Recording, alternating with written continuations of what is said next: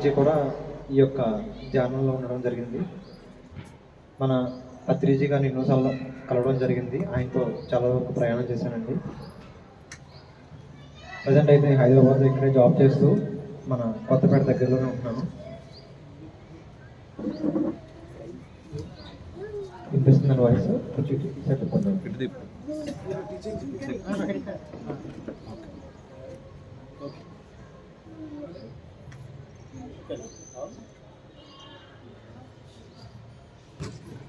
ఇక్కడ అందరూ కొత్త వాళ్ళు ఎవరు ఉన్నారండి?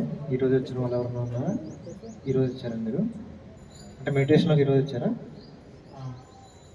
ఓకే, మీరు అందరూ పాత వాళ్ళండి?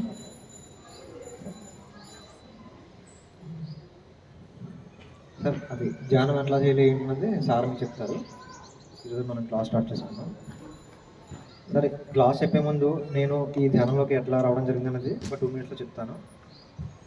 2006 ప్రాంతంలో నేను నా యొక్క 8వ తరగతి చదువుతున్నానండి, 8th క్లాస్. సో ఆ టైంలో మా ఊర్లో వీర జగదీశ్వరి మేడం గారని మాడుగుల పిరమిడ్ కట్టారు. మీరు ఎవరన్నా తెలుసండి? మీరు ఎవరికన్నా మాడుగులు వెళ్ళారా? మీరు ఎవరన్నా మాడుగుల వెళ్ళారా? ఆమె మా ఊరే, మా రిలేటివ్స్ ఆమె.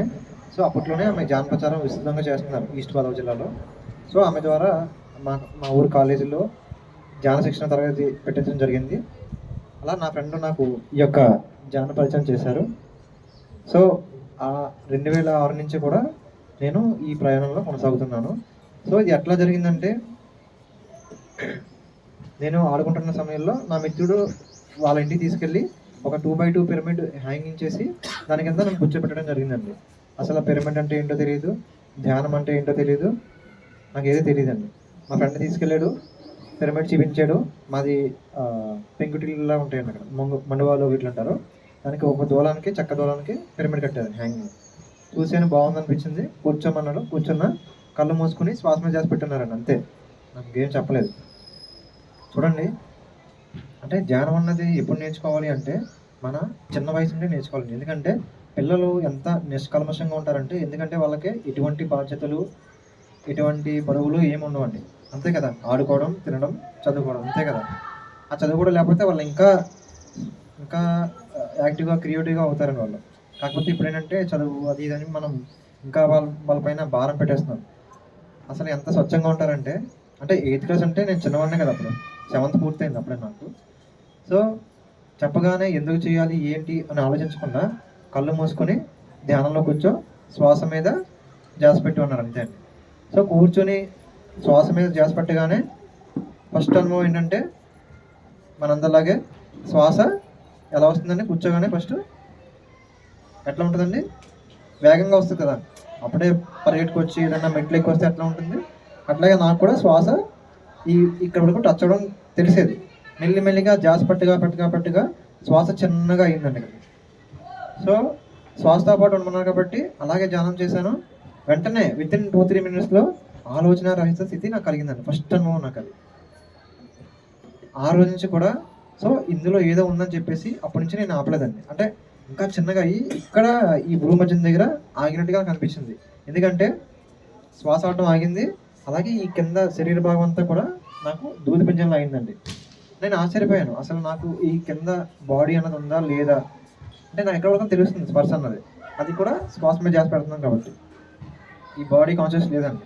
అంటే అప్పటికే ఈ బ్రహ్మరంధ్రం నుంచి ఎనర్జీ ఫ్లో అవుతూ ఉంది. నాకు అనిపించింది, ఎవరో గొట్టం పెట్టి కన్నం పెట్టి ఇందులోకి ఏదో పోస్తే ఎట్లా ఉంటుంది, అట్లా నాకు లోపలికి వెళ్తా ఉన్నట్టు నాకు తెలుస్తుంది. అసలు అది ఏంటో అర్థం కాలేదు నాకు.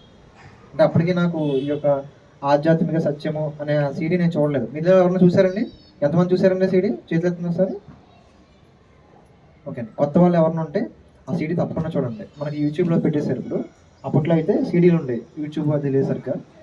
సో సీడీలో ఇచ్చేవారు, అది ఆధ్యాత్మిక సత్యం అని చెప్పేసి ఉంటుంది.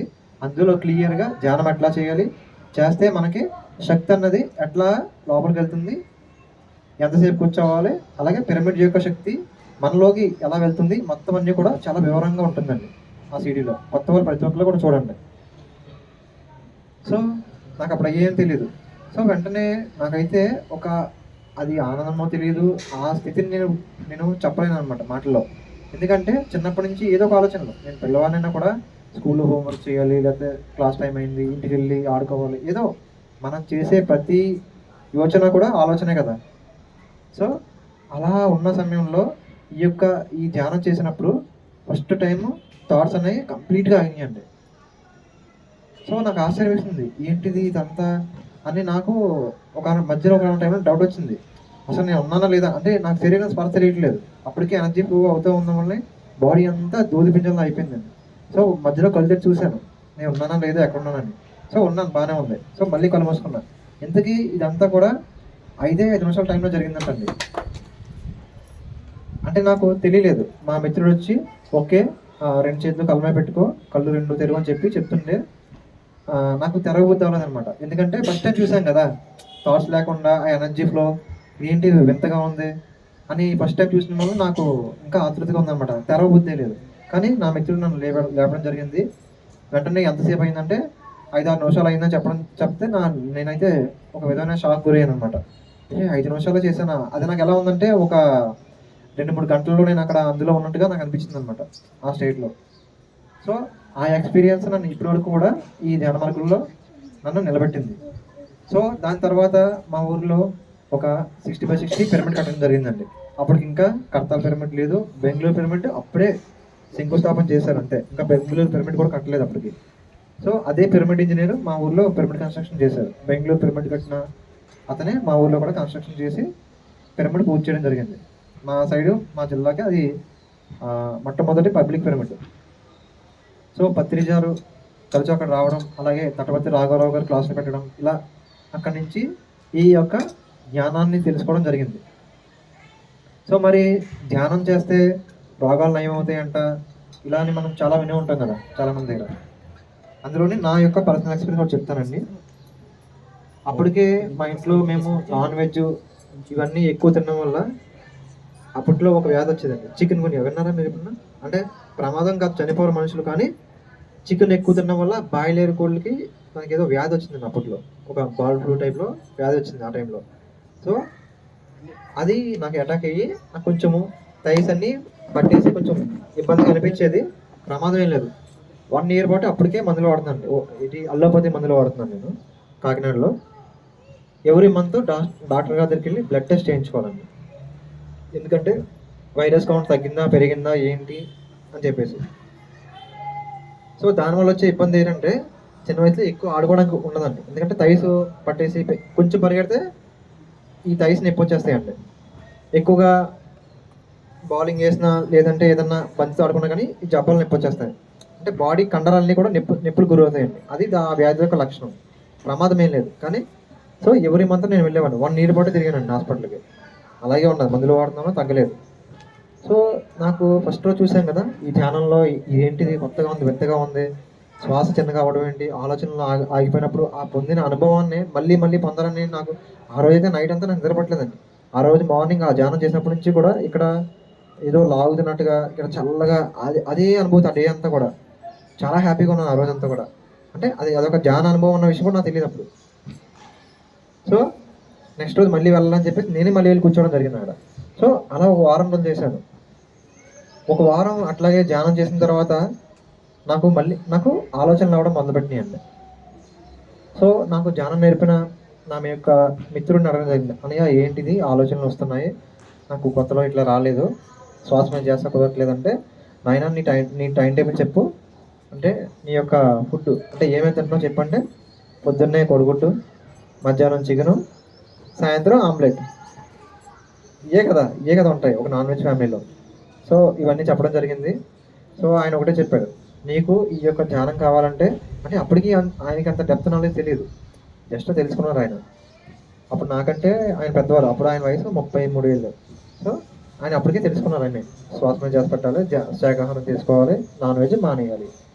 సో ఆయన చెప్పారు నాకు, ఆయన నీకు ఈ ధ్యానం నచ్చిందా అని అడిగారు. చాలా బాగుందని చెప్తే, నీకు ఇది కావాలంటే అవన్నీ వదిలేసి అన్నారు అంతే. అది కూడా చెప్పారు. సో అప్పటిదాకా నాకు చాలా ఇష్టం నాన్ వెజ్ అంటే, అన్ని రకాలు తినేవాడిని ఫుల్గా. పిల్లలం కదా, ఇంట్లో ఏం పెడితే అదే తినేస్తుంటాం. సో ఒకటే ఫిక్స్ అయ్యా, ఓకే ఇది నాకు కావాలి, సో ఇది వద్దు అంతే. ఇంకా రెండో థాట్ లేదు, అది నాకు ఇష్టం కదా, లేదంటే అది నేను మానగలనా లేదా, ఏమీ లేవు ఇంకా. అంటే పిల్లలు ఎంత స్పాంటేనియస్గా డెసిషన్ తీసుకుంటారో చూడండి. ఒక మంచి విషయం, ఒక మంచికి అట్రాక్ట్ అయితే ఎంత స్పాంటేనియస్గా దాన్ని ఇంప్రూవ్ చేయడానికి ట్రై చేస్తారు చూడండి. అలాగే ఒక చెడ్డ విషయాన్ని పట్టుకున్నా కూడా అలాగే వెళ్ళిపోతారు కిందకి, అంతే కదా. సో అప్పుడు నాకు అదే రైట్ అనిపించింది, ఓకే నాకు ఇది కావాలి, సో నాకు ఇంకా నాన్ వెజ్ వద్దు ఈ రోజు నుంచి అని చెప్పేసి ఇంటికి చెప్పడం జరిగింది. అప్పటికే మా నాన్నగారు ఆయుర్వేదం డాక్టర్ అండి. ఆయన చిన్నప్పటి నుంచి చెప్తున్నారు, వద్దు నాయన తినక నాయన అంటే నాకు చికెన్ తెస్తావో తేవని కూర్చునేవాడిని. ఆ మేక బ్రెయిన్ కావాలి, ఇది కావాలి, అది కావాలని చెప్తా ఆయనకి ఇష్టం లేకపోయినా తెచ్చేవారు. సో ఎప్పుడైతే నేను ఈ ఛానల్లోకి వచ్చానో, నేను ఎప్పుడైతే ఫస్ట్ నాన్ వెజ్ తిన్నానో మా ఇంట్లో హ్యాపీగా ఫీల్ అయింది మా డాడీ అండి. ఎందుకంటే ఆయనకి వాల్యూ తెలుసు, అప్పటికే ఆయుర్వేదం డాక్టర్ కాబట్టి అందులో ఉంటుందంట. ఆయన అప్పట్లో చెప్పేవారు. అప్పుడు ఏమీ అర్థం కాలేదు. 70 మనం మాంసాహారం తీసుకుంటే అది మన బాడీలో 72 గంటలు ఉంటుందంటండి. అదేంటిది నిందటి అలా అరిగిపోతుంది కానీ మీరు అనుకోవచ్చు, పూర్తిగా అరగదంటండి. ఎక్కడో ఏదో కోసాన ఏదో పేగుని పట్టుకుని చివర ఒక 72 గంటల పాటు ఆ యొక్క మాంసాహారం మన ప్రేగుల్లో ఉండిపోతుందండి. కానీ మనం శాకాహారం తీసుకుంటే అది ఎన్ని గంటలు అరిగిపోతుందండి? అది ఎన్ని గంటలు పడుతుందండి? దానికి 3 అవర్స్ 4 అవర్స్ ఈజీగా డైజెస్ట్ అయిపోద్ది. కర్రీస్ అయితే, కర్రీస్ కోసం చెప్తున్నా, ఒక తోటకూర కానీ ఇట్లాంటివి తీసుకుంటే సో 4-5 అవర్స్ మొత్తం పూర్తిగా అయిపోతుంది. చూడండి ఎంత ఎనర్జీ పెట్టామో. మనకున్న శక్తి అంతా కూడా మన బాడీలో ఉన్న యాసిడ్స్ ఇంకా ఇంకా ఎక్కువగా రిలీజ్ అయ్యి దాన్ని అరగొట్టడానికి ఇంకా ఎక్కువ పనిచేస్తున్నాయి. మీకు అర్థమైందండి? ఒక మిక్సీలో నానబెట్టిన క్యాజు ముక్కలు వేయడానికి గట్టి పప్పు వేయడానికి ఎంత తేడా ఉంది? నానబెట్టేస్తే ఆల్రెడీ మెత్తగా అయిపోయి ఉంటుంది. ఎంతసేపు అవుద్ది? ఒక అరగంట గంటలో మొత్తం రుబ్బేయచ్చు. మరి గట్టిగా ఉండేది మెత్తగా పిండి అవ్వాలంటే ఇంకా ఎంత అయిపోతుంది, ఎంత రఫ్ అయిపోతుంది ఆ గ్రైండరు, ఎంత సౌండ్ వస్తుంది. అలాగే మన బాడీ కూడా మనకి సంబంధం కాని దాన్ని వేస్తున్నప్పుడు దాన్ని అరిగించడానికే ఎన్నో రకమైన యాసిడ్లు రిలీజ్ అవుతాయి బాడీలో. అది మన యొక్క శక్తిని పూర్తిగా ఖర్చు చేసేస్తూ ఉంటాయి. సో ఆయన అప్పటికే చెప్పేవారు. సో అప్పుడు ఏం తెలియలేదు, తర్వాత తెలుసుకున్నాను, నాన్నగారు చెప్పేవారు కదా అని నాకు ఇంకా ఈజీగా అర్థమైంది. సో ఆ రోజు మానేం జరిగింది. ఒక 30 రోజులు 39 రోజులు ఇంచుమించు నేను ధ్యానం చేసి మళ్ళీ యథావిధిగా హాస్పిటల్కి వెళ్తున్నాం కదా మరి బ్లడ్ టెస్ట్ కోసం. సో హాస్పిటల్కి వెళ్ళి బ్లడ్ టెస్ట్ చేయించుకోవడం జరిగింది. వెంటనే డాక్టర్ గారు చూసి ఆ రిపోర్ట్ చూసి ఆయన ఆశ్చర్యపోయారు. మొత్తం వైరస్ కౌంట్ 0 అయిపోయిందంటండి. ఆయన అడిగారు, ఏమైందమ్మా, ఏంటిది సడన్గా 1 ఇయర్ నుంచి వస్తున్నావు కదా, సడన్గా ఏం జరిగింది, ఏం ఎక్స్ట్రా ఏం మందులు తీసుకున్నావు, మందులన్నా మార్చావా అని అడిగారు. ఏం లేదండి నార్మల్గానే. మరి ఏమన్నా ఎక్స్ట్రా తింటున్నావు అంటే ఏం లేదని చెప్పారు. అప్పుడు మా అమ్మగారు చెప్పారు, రోజు ధ్యానం అంటండి ఏదో చేస్తున్నాడంటే. అప్పటికే మనకి మంతెన్ సత్యనారాయణ, రామ్దేవ్ బాబా, అలాగే రాజీవ్ దీక్షిత్ అలాంటి వాళ్ళు అప్పుడప్పుడే కొంచెం మనకి అవేర్నెస్ కల్పిస్తున్నారు. మట్టి పాత్రలు వాడండి, అయితే యోగా చేయాలి, ప్రాణాయామం చేయాలి, రామ్దేవ్ బాబా టీవీలోని, మంతెన్ సత్యనారాయణ ఏమో మా టీవీలో ఇవన్నీ చెప్తూ వస్తున్నారు. సో అప్పటికే డాక్టర్లకి బాగా అవగాహన ఉంది, మెడిటేషన్ చేస్తే మంచిదని, యోగా చేయాలని. సో ఆయన చెప్పారు, నీకు ఇది మెడిటేషన్ బాగా పనిచేస్తుందమ్మా, సో నువ్వు ఇది కంటిన్యూ చేయని చెప్పడం జరిగింది. సో అప్పటి నుంచి కూడా ఇంట్లో కూడా ఒక పాజిటివ్ రెస్పాన్స్ వచ్చింది. కాకపోతే మాంసాహారం మానేస్తున్న దానికి కొంచెం వ్యతిరేకంగా ఉన్నారు మా ఇంట్లో వాళ్ళు. ఎందుకంటే నువ్వు పిల్లవాడి ఇప్పుడు తినకపోతే నీకు బలం ఎక్కువ ఉంటుంది, నువ్వేనా ముసలివాడుగా ధ్యానం చేసుకొని వెళ్ళిపోవడానికి, ఇట్లా చాలామంది అన్నారండి. సో అవేం పట్టించుకోలేదు. సో ఆ రోజు నుంచి కూడా నా యొక్క ఈ ధ్యాన ప్రయాణం, అలాగే ఎన్నో శాకాహార ర్యాలీలు, అలాగే మన పత్రిజీ గారితో ఆయనతో కూడా ఎన్నో క్లాసులు అది నేను అటెండ్ అయ్యి, ఆయన ఏంటంటే ఆయన ఏ వచ్చినా నైట్ టైము స్టే చేస్తారు కదా, ఆ స్టే చేసిన టైంలో కూడా ఆయనతో దగ్గరగా ఉండి చాలా విషయాలు తెలుసుకున్నామండి. ఎట్లా తినాలి, ఎవరు కుక్ చేయాలి, అసలు వంట చేసేవాళ్ళు ఎలా ఉండాలి, ఎవరు వంట చేయాలి, అసలు నాన్ వెజ్ తినేవాళ్ళు వంటగదిలోకి అడుగుపెట్టే అర్హత కూడా లేదంటండి. తెలుసా మీకు ఆ విషయం? మనం అనుకుంటాం మరి నాకు ఎలా కుదురుతుంది, మా ఇంట్లో ఓకే దట్స్ ఓకే, ఇంట్లో మనం ఏం చేయలేం. కానీ అసలు రూల్ ప్రకారం అయితే ఒక నాన్ వెజ్ తినేవాళ్ళు వంట చేశారంటే మనం కానీ అది తీసుకుంటే కనుక వాళ్ళ యొక్క ఆలోచనలు, ఆ యొక్క క్రూరత్వం ఏదైతే ఉందో అవన్నీ కూడా మనం రిసీవ్ చేసుకుంటామంట. అందుకే మనల్ని నాన్ వెజ్ హోటల్స్కి వెళ్ళి వెజ్ కూడా తినదని చెప్తారు. అర్థమైందండి? అనుకోవచ్చు, నేను తినేది వెజ్జే కదా ఏం కాదు అనుకుంటాం. నేను కూడా ఫస్ట్ అట్లా అనుకున్నాను, వెజిటేరియనే కదా, మా వాళ్ళందరూ నాన్ వెజ్ తినేవారు, నేను పక్కన కూర్చొని వెజ్ తినేవాడిని. తర్వాత నేను అబ్జర్వ్ చేశాను, ఆ హోటల్స్కి వెళ్ళి తిన్నప్పుడు నాకు ధ్యానం ఎట్లా ఉంది, ఇంట్లో హాయిగా కూర్చొని శాకాహారం తీసుకున్నప్పుడు ఎట్లా ఉంది ఏంటి, ఇవన్నీ మనకి మెల్లిమెల్లిగా ఆ యొక్క డిఫరెన్స్ అన్నది తెలుస్తుందండి. సో ఇట్లా ఇలాంటి పాయింట్స్ ఎన్నో చెప్పుకుంటూ వచ్చారు. No non veg, no garlic, no mushroom. తెలుసండి మీకు విషయం? గార్లిక్ తినకూడదు, మష్రూమ్ కూడా తినకూడదు. ఎంతమంది అంటారండి దీంట్లో మష్రూమ్ తింటున్నారు ఎవరన్నా? మీలో తింటున్నారు ఎవరన్నా? సో అలాగే ముఖ్యమైనది గార్లిక్ అండి. మరి ఈ గార్లిక్ గురించి మీకు తెలిసే ఉండొచ్చు, తెలుసు కదా ఎందుకు తినకూడదు. అయినా ఒక ఒక ఒక పాయింట్లో చెప్పేస్తాను. సో మీలో ఎవరన్నా ఇప్పుడు మీరు ఉల్లిపాయ పంట చూసుంటారు, అలాగే లేదా దానిమ్మ పంట చూసుంటారు, లేదంటే క్యారెట్, లేకపోతే రకరకాల పంటలు పండిస్తూ ఉంటారు కదా మన రైతులు, బెండకాయలు, మిరపకాయలు. ఎవరన్నా గార్లిక్ అంటే వెల్లుల్లిపాయ పండించిన ఆ పంటను ఎవరైనా చూసారా ఎప్పుడన్నా? మీరు ఎవరైనా చూసారండి? మీరు చూసారా? సో మరి ఎవరన్నా అడిగితే ఉంటే అన్నం పండించడం చూసుంటారు, కానీ ఎక్కువ ఎంతమందిలో అంటే ఎగ్జాంపుల్ ఎక్కడో చెప్తున్నా, ఇక్కడ ఎంతమంది ఉంటారు? ఒక 30 మంది ఉంటారు. 30 మందిలో ఒక్కరు మాత్రమే చూసారంటున్నారు. మరి మిగిలిన వాళ్ళు ఎందుకు చూడలేదు ఆ పంటని? మీరు ఎప్పుడన్నా ఆలోచించారా? అన్ని రకాల మనం చూసుంటాం, పళ్ళు, కూరగాయలు అన్నీ చూసుంటాం, కానీ గార్లిక్ వెల్లుల్లి పంట మనం ఎప్పుడు చూడలేదు. ఎందుకో చెప్పండి. సో మనకి ఏదన్నా ఒక పంట పండాలంటే మనకి మట్టి ఎట్లా అవసరమో, అలాగే ఈ వెల్లుల్లిపాయ పండాలంటే దానికి కొంచెం నెగిటివ్ ఎనర్జీ అనేది అవసరం అంట. సో మరి ఎక్కడ పండుతుంది వెల్లుల్లి అంటే, ఎక్కడైతే కొంచెము నెగిటివ్ ఎనర్జీ అంటే ఏంటి లేదు, అక్కడ కొంచెం బాధ, భయము కలిగిన ప్రదేశం అనమాట. ఎక్కడ ఉంటుంది అలాంటి ప్రదేశాలు? ఎక్కడ ఉంటాయి మనకి? మీరు ఎప్పుడైనా విన్నారా? కళేబరాలు అని చెప్తారు, అంటే జంతు వధశాలలు, తెలుసు కదండి. అక్కడ జంతువుల్ని ఈడ్చుకువెళ్ళి బలవంతంగా వాటిని చంపేసి ఆ యొక్క చర్మాన్ని ఇతర దేశాలకి ఎగుమతి చేస్తూ ఉంటారు. విన్నారని మీకు తెలుసా విషయం? సో వాటి యొక్క ఎముకలు కూడా రకరకాల పదార్థాల్లో ఉపయోగిస్తూ ఉంటారు. దానికోసం ఈ జంతువుల్ని వధ చేసి వాటిని వేరే దేశాలకి ఎగుమతి చేస్తూ ఉంటారు జంతు వధశాలలో. అలాంటి జంతు వధశాలలో ఆ చోట్లలో దాన్ని చంపిన తర్వాత అది ఆ చీము నెత్తులు కారుతూ ఉంటుంది కదా, అది కుళ్ళిపోయి ప్రదేశంలో స్టాగ్నెట్ అయిపోతుందండి, బంధింపబడి అలాంటి ప్రదేశంలో. మరి మీరు అనుకోవచ్చు, మేడం మీరు చూశారు కదా, అది అంటే ఎలాంటి ప్రదేశంలో చూశారు మీరు? పండించేవారు. సో ఇంకోటి ఒకటి చెప్పొచ్చు. సో ఇక్కడే ఎగ్జాంపుల్ ఉన్నారు. సో మరి మరి మీరు అంటున్నారు కదా అలాంటి ప్రదేశాల్లో పండుద్దని. మరి మా ఇంటి దగ్గర మీ ఇంటి దగ్గర ఉండొచ్చు, పొలంలో ఉండొచ్చు, మా నాన్నగారు పండించారంటారు. సో మరి అక్కడ ఎలా పండింది? మరి మామూలు మట్టిలో అది పండదు, అక్కడ నేటివ్ ఎనర్జీ కావాలి. మీకు ఇప్పుడు మీ ఇళ్ళలోకి అందరికీ వాటర్ ట్యాంకులు వస్తున్నాయండి, మంజీరా ట్యాంకుల్లోంచి కానీ గవర్నమెంట్ వాటర్ ట్యాంకులు వస్తున్నాయా కింద పైపుల్లోంచి? మరి ఆ ట్యాంక్ ఎక్కడ ఉంది? మీ ఇంటి పక్కనే ఉందా ట్యాంకు? అంటే నేను గవర్నమెంట్ వాటర్ గురించి చెప్తున్నాను. మీ ఇంటి పక్కనే ఉంటుందా? కాలనీలో ఎక్కడో ఏదో మూల ఉంటుంది, ఆ మూల నుంచి ట్యాంకులోంచి కాలనీ అంతా ప్రవహిస్తూ ఉంటుంది నీరు, అంతే కదా. మీ ఇంటి పక్కనే ఉండదు అది. అదేవిధంగా ఒకవేళ ఆ వెల్లుల్లి మనకి పంట మన ఇంటి దగ్గరలో పండుతుంది అంటే, సహజంగా పండదండి, ఎవరో పండించరో, పండదు కూడా. ఒకవేళ పండుతుంది, ట్రై చేసి పండింది అనుకో, ఆ అండర్లో ఎలా అయితే మనకి ఒక కాలనీలో వాటర్ ట్యాంకుల్లోంచి ఆ పైపుల్లోంచి నీరు వస్తున్నాయో, అదేవిధంగా మేబీ ఆ పండే ప్రదేశం కింద ఎక్కడో ఒక నెగిటివ్ ఎనర్జీ ఉండే ఉంటుంది ఖచ్చితంగా. అంటే అది నెగిటివ్ అంటే ఏదో దెయ్యమో భూతమో కాదండి, ఒక శ్మశాన వాటి నుంచి వచ్చే ఆ కింద నీరు అయి ఉండొచ్చు, లేదంటే ఇలా కరేబుల నుంచి వచ్చే నీరు అయి ఉండొచ్చు, లేదంటే ఆ భూమి కిందే ఇంతకుముందు మనం రాకముందు ఎన్నో సంవత్సరాల క్రితం ఏదన్నా అక్కడ జరిగి ఉండి ఆ యొక్క నెగిటివ్ ఎనర్జీ అక్కడ ఉండే ఉండొచ్చు. సో అలాంటి పరిస్థితుల్లో మాత్రమే ఆ వెల్లుల్లి పండుద్దండి. సో ఇది నేను చెప్పేది కాదు, ఆల్రెడీ ఇది నిరూపణ జరిగింది. ఇంకో విషయం అంటే, ఇదంతా మూఢనమ్మకంగా మనం అనుకోవచ్చు, కానీ ఇప్పుడు లేటెస్ట్ టెక్నాలజీ వచ్చిందండి. ఎట్లా? ఇప్పుడు సార్ మనకు వీడియో తీస్తున్నారు, అందులో నేను పడుతున్నాను లేదా, అలాగే మిమ్మల్ని తీస్తే మీరు అందరూ పడతారు. అది మీరు నమ్ముతారా లేదా? ఎందుకు నమ్ముతున్నారు? మీరు చూస్తున్నారు, అక్కడ మీకు రుజువు ఉంది, అంతే కదా. రుజువు ఉండబట్టే నమ్ముతారు, అయితే ఎందుకు నమ్ముతారు? ఎలా అయితే ఈ కెమెరాలో నా యొక్క బొమ్మ పడుతుందో, మనకి కంటికి కనిపించిన ఆరా అని ఉంటుందండి. విన్నారా ఆరా అని? ఆ యొక్క ఆరాని ఫోటో తీసే ఫోటోగ్రఫీ కూడా వచ్చింది. దాని పేరు కిలియన్ ఫోటోగ్రఫీ అంటారు. అది అమెరికాలో కనుగొనడం జరిగింది. ఇప్పుడే కాదు, ఎప్పుడో జరిగింది. అలా మీరు నెట్లో కొట్టచ్చు, యూట్యూబ్లో చూడొచ్చు.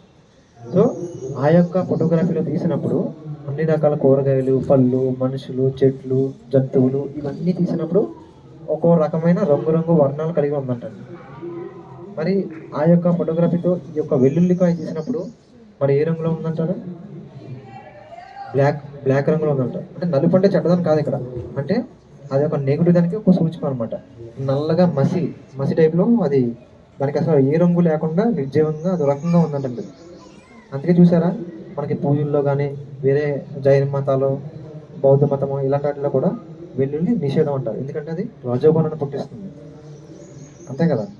సో చూడండి, ఎవరన్నా కోపంతో బాగా ఊగిపోతుంటారు, బీపీ వచ్చేసి ఫుల్ వెల్లుల్లిపోయి తింటూ ఉంటారు వాళ్ళు. అలాగని శాకాహారం తినేవారు కోపం రాదని కాదు, కానీ డిఫరెన్స్ చూడండి మీరే. ఊరికనే వచ్చేస్తుంటారు కోపం, అలాగే హై బీపీ అంటారు. అవన్నీ ఎందుకు వస్తుందంటే అది రజోగుణం, అది ఆ గుణాన్ని ఎక్కువగా రేకెత్తిస్తూ ఉంటుంది. మరి దానికి మనం ధ్యానం చేసేదానికి మరి ఇక్కడ నష్టం ఏంటి అని మీరు అనుకోవచ్చు. మీరు ఒక వాటర్ బకెట్లో నీళ్ళు పోస్తూ ఉన్నారు, ఆ వాటర్ నిల్వ ఉంటాయి, కింద నుంచి కన్నం పెట్టాను అనుకోండి, ఏమవుద్ది? ఒక గంటలో ఏమవుతుందండి? వాటర్ మొత్తం అంతా పూర్తిగా కలిసిపోతుంది, అంతే కదా. అదేవిధంగా మీరు ఎంత ధ్యానం చేయడం ఉండే, 4 గంటలు 5 గంటలు సంవత్సరం ఎంత ధ్యానం చేయడం ఉండే, 5 గంటలు ధ్యానం చేసి ఇంత వెళ్ళిపోయి తిన్నారంటే మీ యొక్క ఎనర్జీని పట్టుకొని, ఈ బకెట్ ఎలా అయితే ఉందో ఆ నీళ్ళని పట్టుకోవడానికి మీ ఎనర్జీ, మీ ఆరా చుట్టూరా అది స్టోర్ అయి ఉంటుందండి మీ లోపల. దానికి చిల్లిపడి, అంటే చిల్లిపడి ఉంటే మనకేం అవుతాం, మనం ఏం చనిపోం, కానీ దానికి చిల్లులు పడి మనం సంపాదించుకున్న శక్తి అంతా కూడా బూడిలో పోసిన పన్నీళ్ళలో వృధా అయిపోతుంది. ఇప్పుడు ఒక వ్యక్తి ఉన్నాడు, రోజు 4 గంటలు 5 గంటలు ధ్యానం చేస్తూ ఉన్నాడు, వెళ్ళి సాయంత్రం మాటలు శుభ్రంగా వెల్లుల్లిపాయ పచ్చడి అది తింటా ఉన్నాడు. అలాగే ఇంకో వ్యక్తి ఉన్నారు, రోజు అరగంట సేపు ధ్యానం చేస్తున్నారు. మరి ఇద్దరిలో ఎవరికి ఎక్కువ శక్తి ఉంటుంది అనుకుంటారు? చూసేవాళ్ళు ఏమనుకుంటారంటే, అయ్యి బాబా 5 గంటలు ధ్యానం చేస్తారు, ఈయన గొప్ప మాస్టర్, గ్రేట్ అని చప్పట్లు కూడా వేస్తారు, ఆయన అభినందించేస్తారు.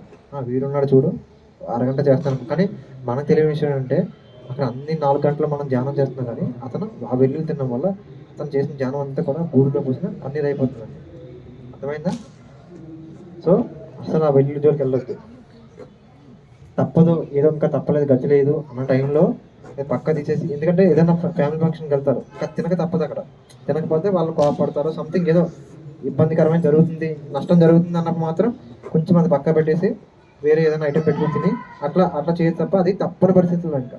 అంతేగాని మామూలుగా కూడా తీసుకోవద్దు, ఎందుకంటే మనం ఎంతో కష్టపడి మన సమయాన్ని పెట్టుకొని ఎన్నో క్లాసులు వింటూ ఎంతో సమయం పెట్టి మనం ఈ యొక్క ధ్యానం చేస్తున్నాం.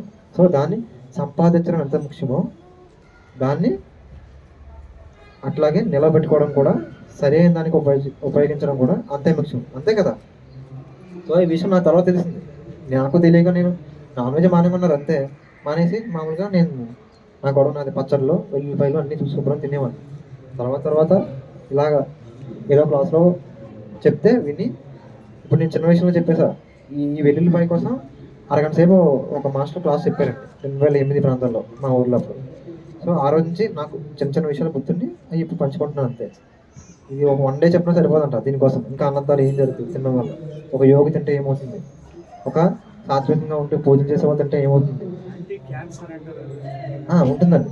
ఇప్పుడు చూడండి, ఇది ఎలాంటిదంటే,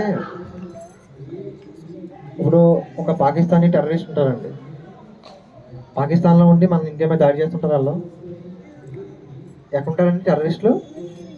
మన దేశంలోనే ఉంటారు, వేరే ఢిల్లీలోనే ఎక్కడో దగ్గర ఉండి ఇక్కడే బాంబులు తెలుస్తూ ఉంటారు. మరి పాకిస్తాన్ నుంచి బాంబు ఎగురుకుంటే మన ఇండియాలోకి వస్తుందా? రాలేదు. మరి బాంబ్ బ్లాస్ట్లో తెలుసు కదా, టెర్రరిస్టులు దాడులు జరిగినాయి అంటారు. మరి అన్నీ ఎలా జరుగుతున్నాయి, ఎక్కడి నుంచి జరుగుతున్నాయి? అది వాడు వేరే దేశం వాడు ఇక్కడికి వచ్చి మెల్లిగా మన దేశంలోకి వచ్చి మంచివాళ్ళ వచ్చి సడన్గా ఒకరోజు బాంబు పెట్టి వెళ్ళిపోతున్నాడు వాడు. అర్థమైందండి?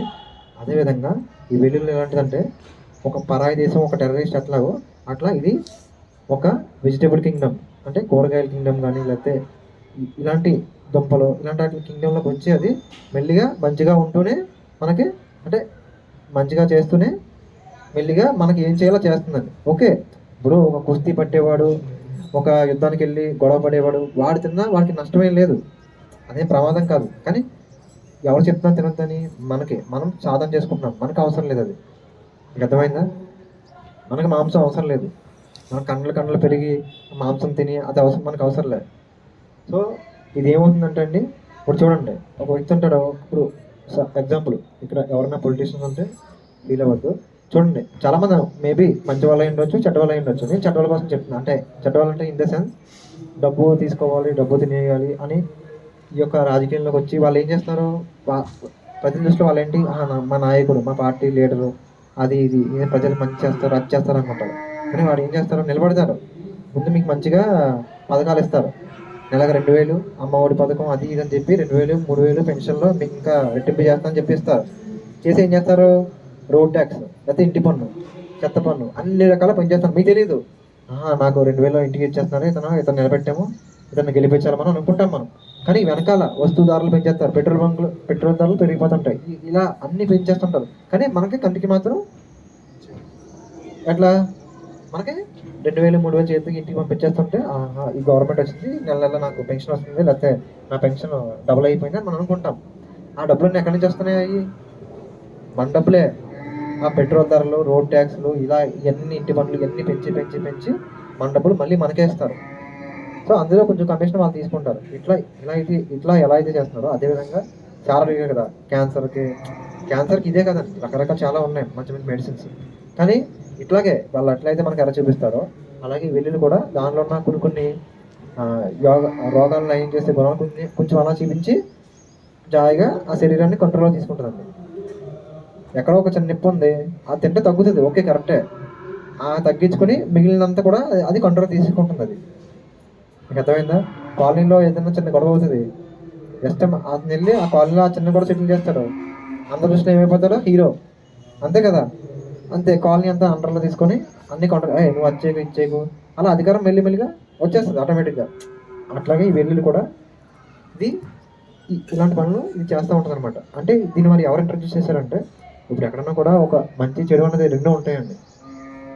మనం ఈ భౌతిక శరీరంలో అంతకాలం మంచి చెడు, పాపము పుణ్యము ఇవన్నీ మనం చూస్తూనే ఉంటాం, ప్రేమ ద్వేషం ఇవన్నీ. అట్లాగే ఎట్లయితే మనకి కూరగాయలు మన శరీరానికి మంచి చేస్తున్నాయో అట్లాగే ఒక చిన్న చెడు అంటూ చేయడానికి ఎవరి కర్మలు వాళ్ళు పండించుకోవడానికి ఇలాంటివి కూడా అవసరం అవుతాయి, అంతే కదా. గులాబీ చెట్టు చుట్టూ ఏముంటాయండి? ముళ్ళు ఉంటాయి. మరి మధ్యలో ఏముంది?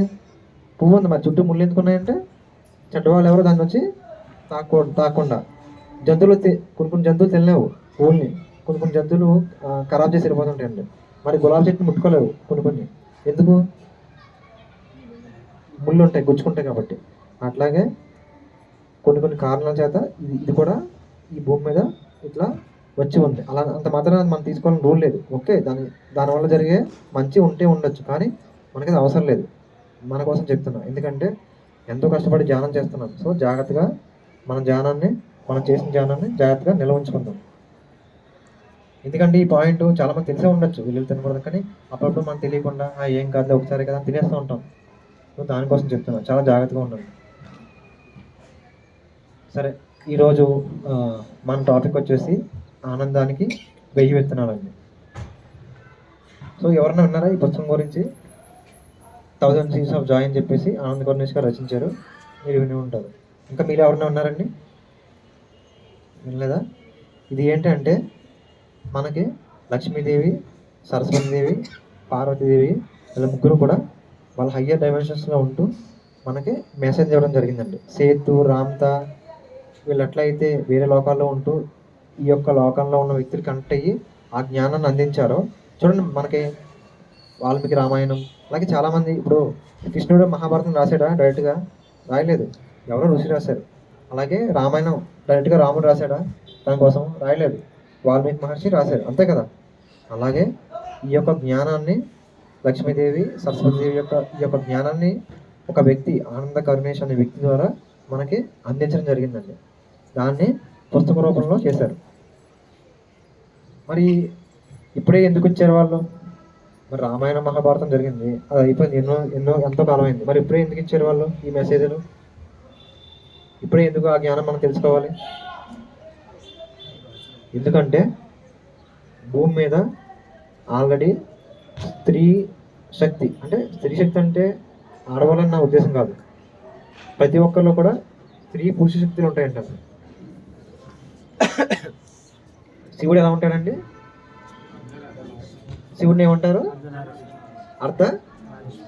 అర్ధనారీశ్వరుడు అంటారు. అంటే ఏంటి? పార్వతీదేవి ఒక సైడు సగభాగం, శివుడు సగభాగం. అంటే దాని అర్థం స్త్రీతత్వం, పురుషతత్వం రెండు కూడా ఆయనలో ఉంటాయి. అంటే ప్రతి ఒక్కరిలో ఉంటాయండి. అదొక ఇండికేషన్, అదొక సింబల్ అది. అంతేకాని శివుడు ఒక అర్ధనారీశ్వరుడు కాదు, అది తత్వానికి సూచికలు, అదొక సింబల్. సో ప్రజెంట్ ఇప్పుడు ఉన్న భూమి ఉన్న ఈ యొక్క సమయంలో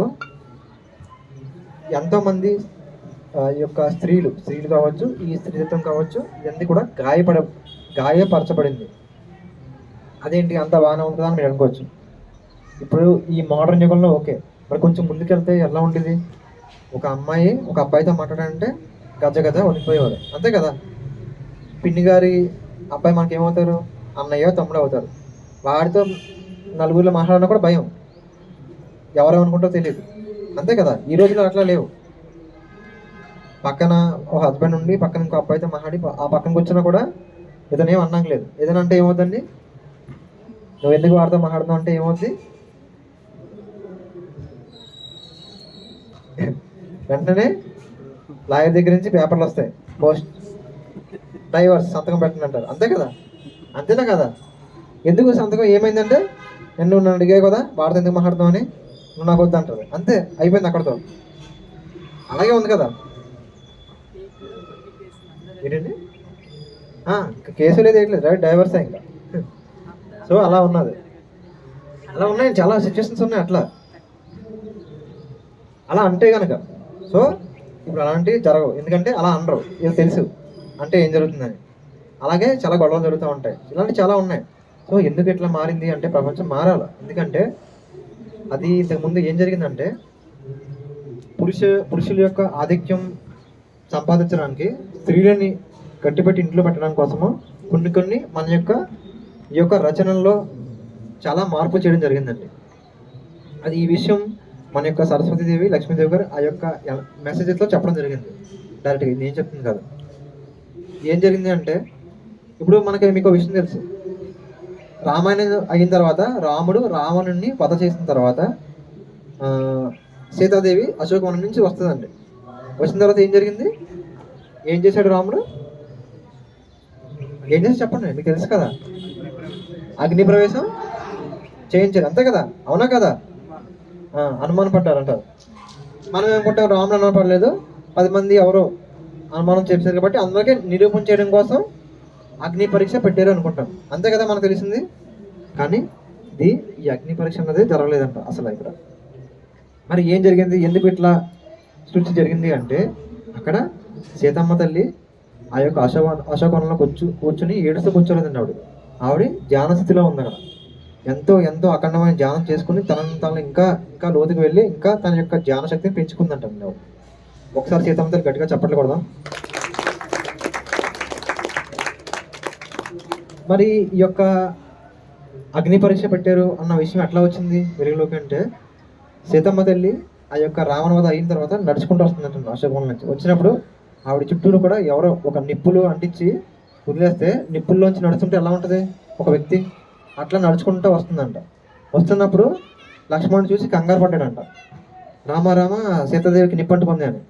అప్పుడు రాముడు చెప్తాడు, అది నిప్పు కాదు, ఆమె యొక్క ధ్యాన శక్తి అని. చూసారా? అంటే అంత తీవ్రంగా ఆవిడ తపస్సు చేసింది. అది భౌతిక కళ్ళకు కూడా కనిపిస్తుందంట ఆ యొక్క ధ్యాన శక్తి.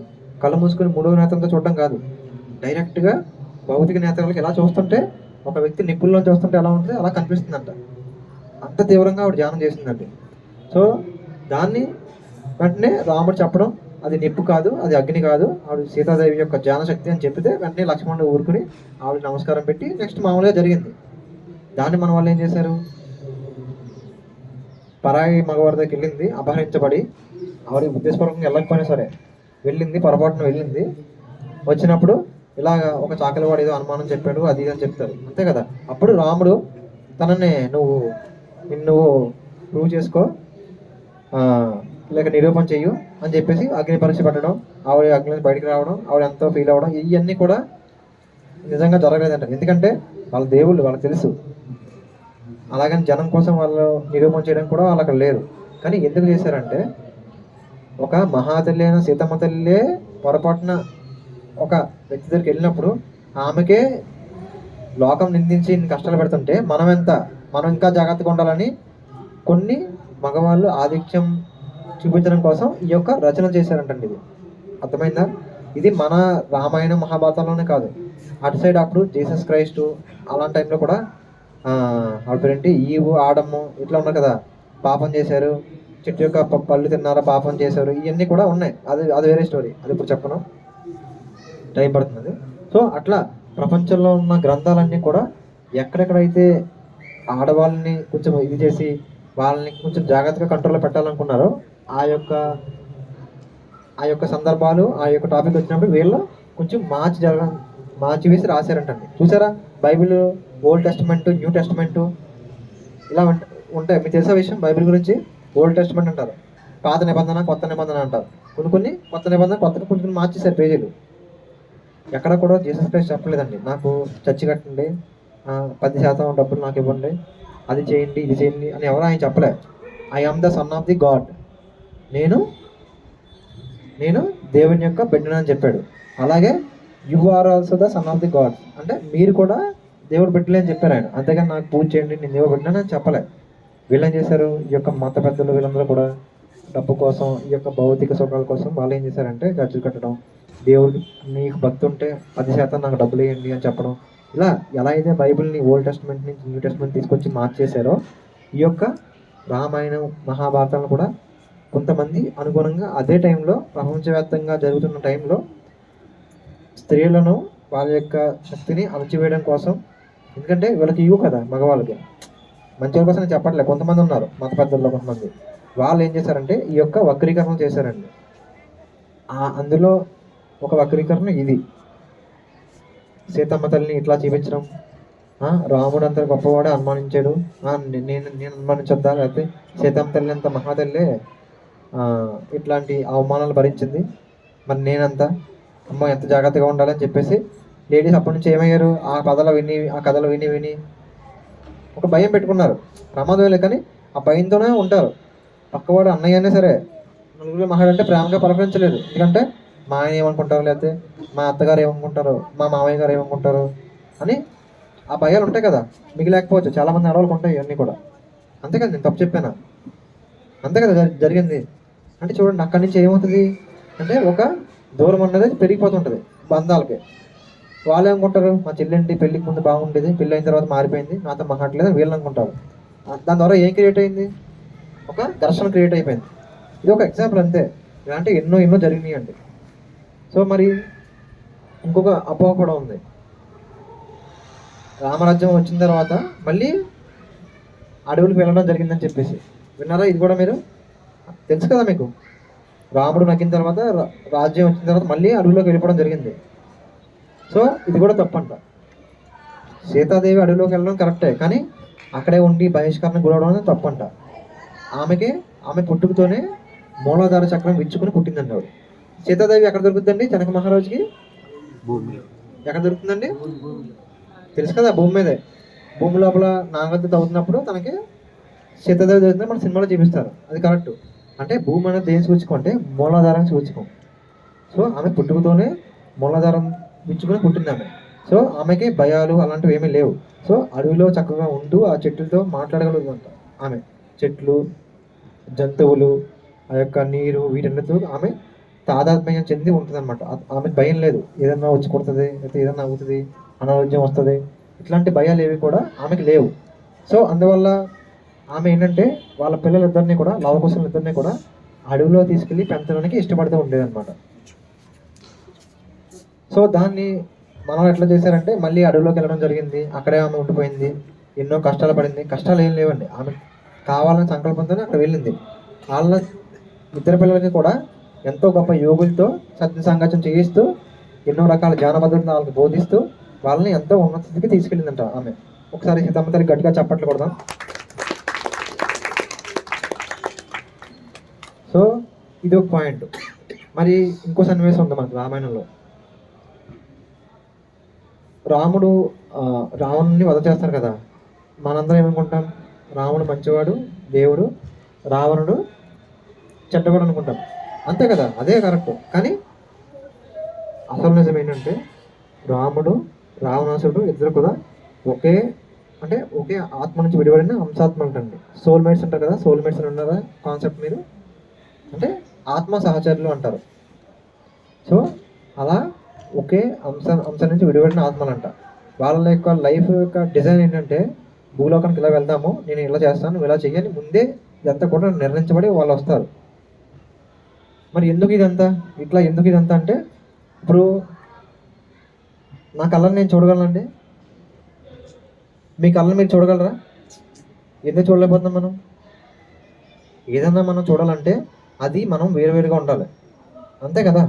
మీ చెయ్యిని మీరు చూడగలరు, ఎందుకంటే ఈ కంటికి దీనికి దూరం ఉంది, వేరువేరుగా ఉన్నాయి. సో చెయ్యిని చూడగలరు, మహా అయితే ఈ జబ్బల దాకా చూడగలం. ఇక్కడ నుంచి ఇది చూడలేము, నా కళ్ళను కూడా నేను చూడలేదు, ఎందుకంటే కళ్ళతోనే చూస్తున్నాను. ఇంకా నేను దాన్ని ఎట్లా చూస్తాను? అది నేను వేరుగా లేము. అదేవిధంగా ఏదన్నా మనం తెలుసుకోవాలంటే ఒక విషయాన్ని ఆ రెండు అనేది ఉండాలి, విడిపడిపోయి ఉండాలి. మంచి చెడు అన్న తెలుసుకోవాలంటే అది రెండు వేరువేరుగా ఉంటేనే కదా మనం తెలుసుకోగలం. సో రాముడు అన్నవాడు ఏంటంటే ఒక మానవుడిగా జీవిస్తూ ఒక కింద స్థాయి నుంచి ఉన్నతంగా ఒక ఒక మానవుడు ఎలా ఎదగగలడు అని నిరూపణ చేయడం కోసం ఆయన అవతారం తీసుకున్నారు విష్ణుమూర్తి. సో మరి అది నిరూపణ చేయాలి కదా. అందువల్ల ఆయన బాధలు కష్టాలు అన్నీ అనుభవిస్తూ దాన్ని ఎలా దాటగలిగాడు అని చెప్పేసి మనకి ఆయన కథల రూపంలో మనకి చెప్పుకుంటూ రావడం జరిగింది. సో అందుకోసం వాళ్ళు దేవుళ్ళు ముందే ఈ యొక్క ప్రణాళిక వేసుకుని ఈ భూమి మీదకి రావడం జరిగింది. మరి రావణాసుని వధ జరిగేటప్పుడు ఆయన ఎంతో కష్టపడి అతన్ని ఎన్నిసార్లు కొట్టినా కూడా ఏమవుతుందండి, అది తలకాయ సినిమాలో మనం చూసాం కదా, తలకాయ కింద పడి మళ్ళీ వచ్చేదంట, మళ్ళీ రెండు వచ్చాయంట. అలా ఎన్నిసార్లు కొడుతుంటే అంతా పెరిగిపోతూ ఉండేదంట. అందుకే రావణ అంటే కదా దశకంఠుడు అని, అంటే 10 తలలు కలిగిన వాడు అని చెప్తారు కదా. అంటే ఏంటంటే ఎన్నిసార్లు కొట్టినా అక్కడ అవతలే. అలాగే జబ్బ మీద కొట్టు, లేదంటే ఈ తొడ మీద కొట్టు, కాళ్ళ మీద కొట్టు, చెవి మీద కొట్టు, ఎక్కడ కొట్టినా అతను చావట్లేదు. అప్పుడు రాముడు కళ్ళు మూసుకుని అతను తన యొక్క ఊర్ధ్వ ఆత్మలకి సరెండర్ అయ్యి కళ్ళు మూసుకుని ఏంటిది ఇతను ఎలా వచ్చేయాలని కళ్ళు మూసుకున్నప్పుడు పైనుంచి అతనికి గైడెన్స్ అందిందంటండి. ఏమని? బ్రహ్మాస్త్రం ప్రయోగించు, అది కూడా అతని యొక్క నాభి స్థానం కొంచెం పైన కొట్టమని చెప్పారు. మరి ఎందుకు ఇక్కడే కొట్టాలి? నాభి స్థానంలో కొట్టచ్చు కదా, కొంచెం కింద కొట్టచ్చు కదా, లేదంటే ఇక్కడ హృదయ స్థానంలో కొట్టచ్చు కదా. మరి ఎందుకు బ్రహ్మాస్త్రాన్ని ఈ యొక్క నాభి స్థానం అంటే బొడ్డు దగ్గర నుంచి కొంచెం పైన కొట్టమన్నారు? ఇక్కడ ఏముంటుందండి? ఇక్కడ బొడ్డు స్థానం పైన ఏముంటుంది? రైట్, చాలా గట్టిగా చప్పట్లు కొట్టింది. ఎందుకంటే మూలాధార, స్వాధిష్టాన, మణిపూరక, అనాహత, విశుద్ధ, ఆజ్ఞ, సహస్రం, అంతే కదా. మరి సీతమ్మ తల్లి ఎందుకు అపహరించడం జరిగింది రావణాసురుడు? దేనికోసం? ఆమె అందంగా ఉంటుందన్నా? అందంగానే ఉంటుంది, కానీ ఆమె అందం కోసం కాదు. ఆమెకి కొన్ని శక్తులు ఉన్నాయి. ఎందుకంటే మీకు చెప్పా, పుట్టుకతోనే మూలాధారం ఇచ్చుకొని పుట్టింది ఆమె, భూమిలోంచే పుట్టింది ఆమె, డైరెక్ట్గా గర్భంలోంచి కాదు. అంటే భూమి యొక్క పుత్రిక ఆమె. భూమి యొక్క పుత్రిక అంటే అది ఒక సింబల్ అనమాట. అంటే మూలాధారం ఇచ్చుకునే ఆమె పుట్టడం జరిగింది. సో ఆమెకి ఎన్నో శక్తులు ఉంటాయి. ఆ శక్తుల్ని వశపరచుకోవాలని చెప్పేసి రావణాసురుడు ఈమెని సీతాదేవిని అపహరించడం జరిగిందంట. మరి అది అతను లాక్కోవచ్చు కదా, తలుచుకుంటే తీసుకొచ్చాడు అక్కడి నుంచి లాగడం ఎంతసేపు, కానీ అట్లా చేయకూడదంట. శక్తుల్ని ఆమె ఇష్టపూర్వకంగా ఇవ్వమని చెప్పి రావణాసురుడు అడుగుతాడు. దానికోసమే ఆమెని బంధించి ఎన్నో ప్రలోభాలు పెట్టి చిత్రహింసలు పెడతా ఉంటాడు అక్కడ. సో ఆమె దానికి లొంగదు. అంటే ఇక్కడ ఎందుకు కొట్టారు అన్నదే నేను చెప్తా.